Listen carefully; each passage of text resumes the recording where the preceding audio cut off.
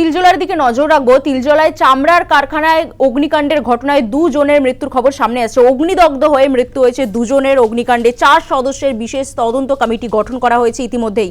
সকাল 11টার মধ্যে কমিটিকে রিপোর্ট দিতে নির্দেশ, রিপোর্ট পেশের নির্দেশ মুখ্যমন্ত্রী শুভেন্দু অধিকারী। যে খবরের দিকে আমাদের নজর রয়েছে, তিলজলায় চামড়ার কারখানায় অগ্নিকাণ্ডের ঘটনায় দুজনের মৃত্যুর খবর সামনে আসছে। অগ্নিকাণ্ডে 4 সদস্যের বিশেষ তদন্ত কমিটি গঠন করা হয়েছে। মুখ্যমন্ত্রী শুভেন্দু অধিকারী কি বলছেন শুনুন।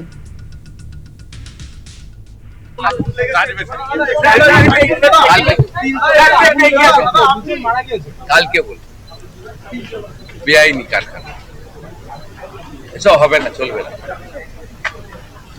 আপনি তো কমিটি ইতিমধ্যেই তৈরি করেছেন, চিফ সেক্রেটারি কমিটি করেছে, সকালে 11টায় রিপোর্ট দেবে, এফআইআর হবে এবং এটাই শেষ ধরে নিন।